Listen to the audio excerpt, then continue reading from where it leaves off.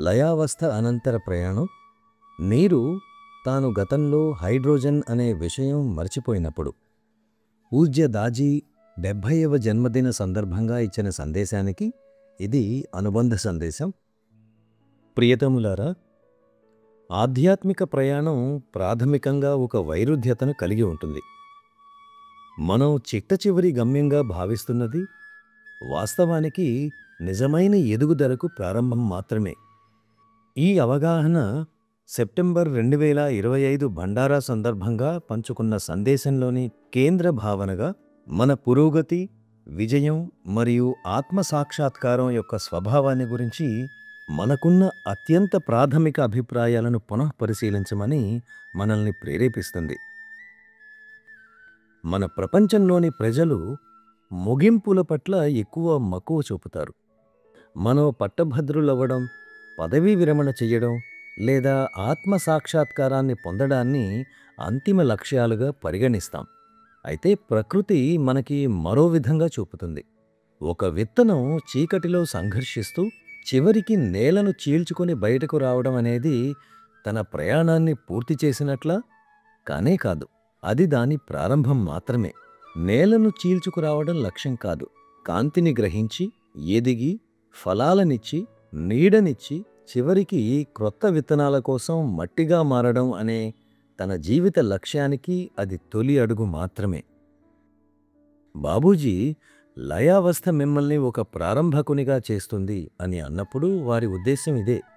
చినుకు సముద్రంలో కలిసిపోయే సమయంలో కూడా చినుకుగా ఉంటూనే సంబరం చేసుకుంటే ఆ చినుకు వాస్తవానికి సముద్రంలో లయం కాలేదు అని అర్థం. నిజమైన లయావస్థలో ఆస్వాదించేందుకు అక్కడ ఎవరూ మిగిలి ఉండరు. ఇదే దీనిలో ఉన్న అతిపెద్ద వైరుధ్యత.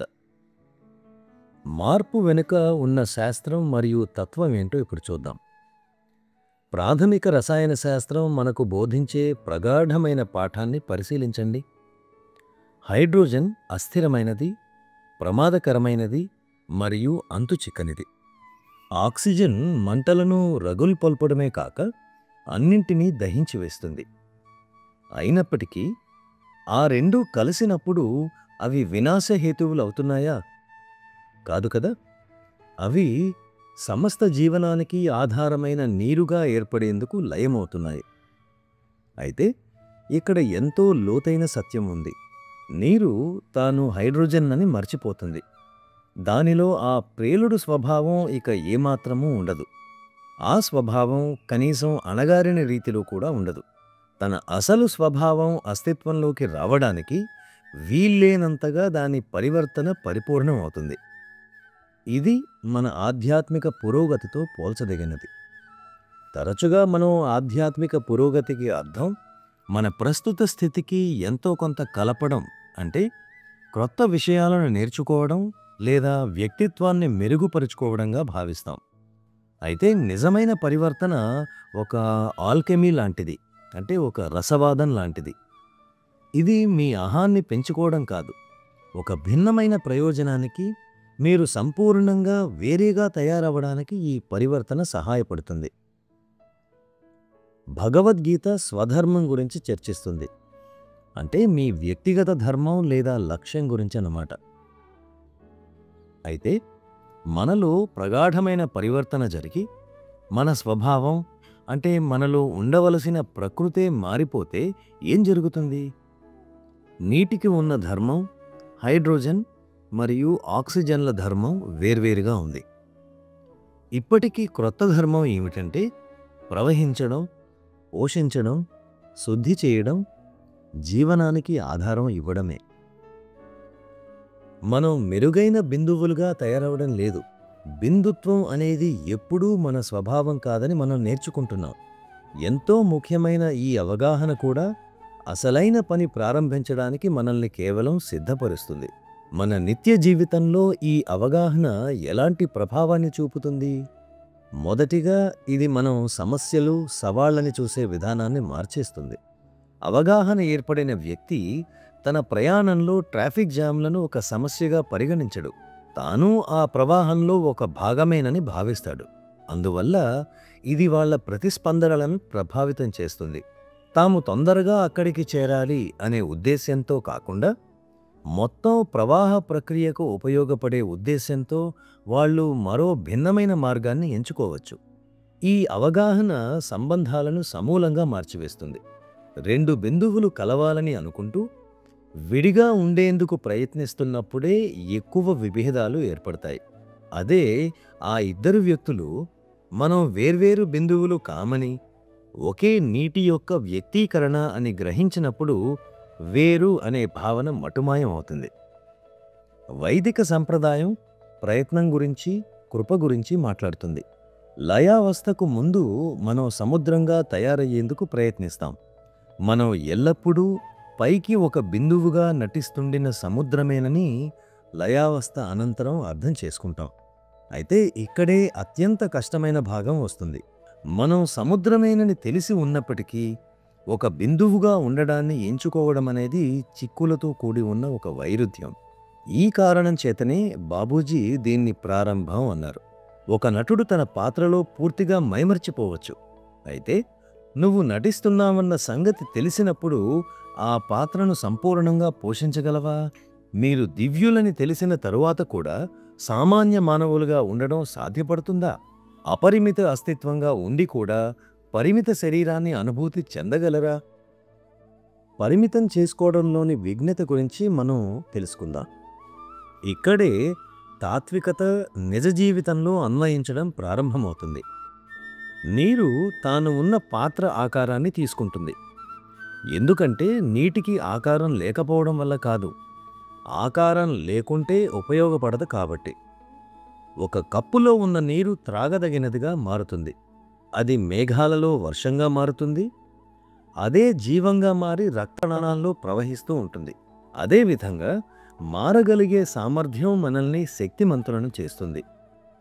లయావస్థ అనంతర యాత్ర అనేది పరిమితులను పాటించాల్సిన నియమాలుగా కాకుండా సృజనాత్మక ఎంపికలుగా చూడడం నేర్చుకోవడం.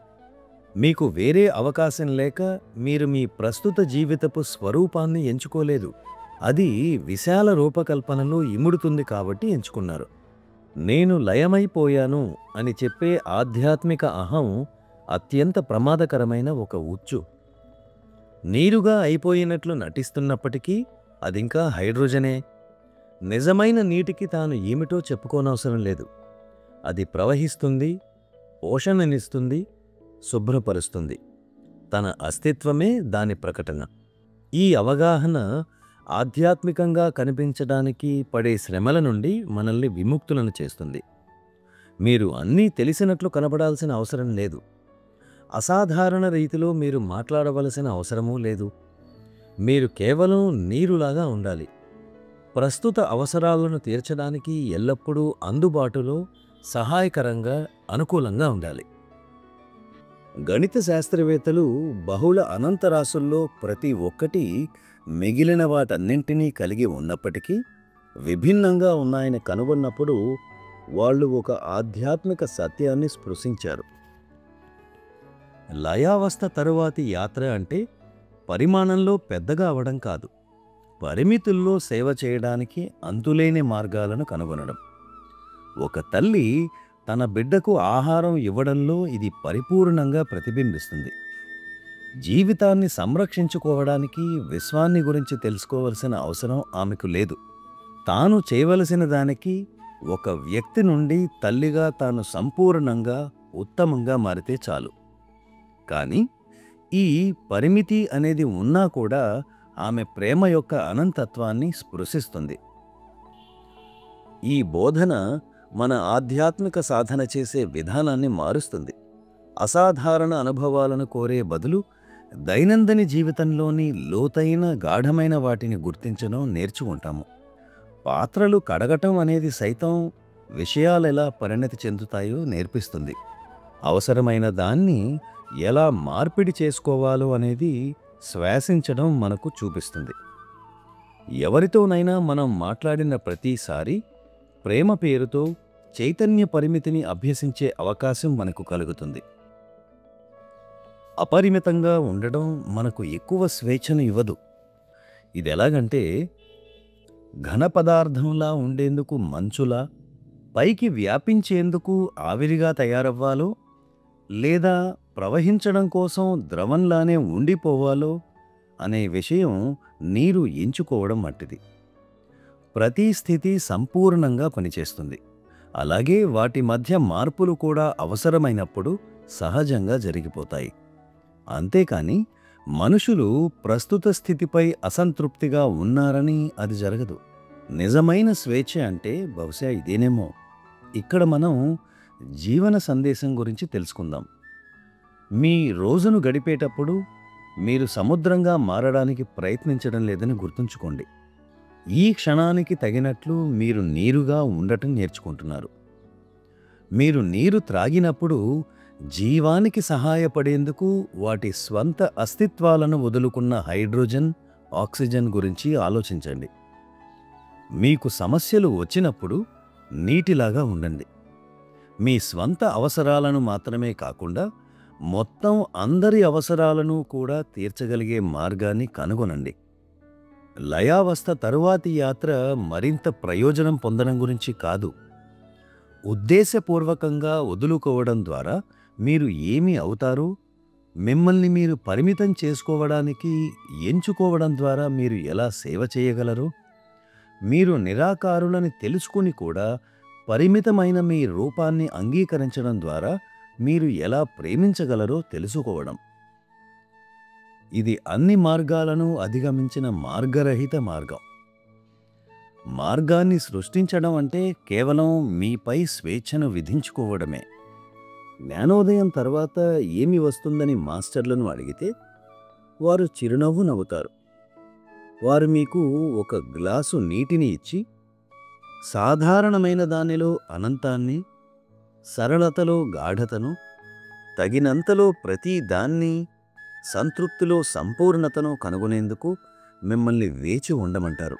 ఆ సాక్షాత్కారంలో అత్యంత అద్భుతమైన మార్పు జరుగుతుంది. సాధారణమైనది పవిత్రంగా అవదు, కానీ అది ఎల్లప్పుడూ పవిత్రంగానే ఉందని మీరు చివరికి తెలుసుకుంటారు. నీరు ఎల్లప్పుడూ పవిత్రంగానే ఉంది.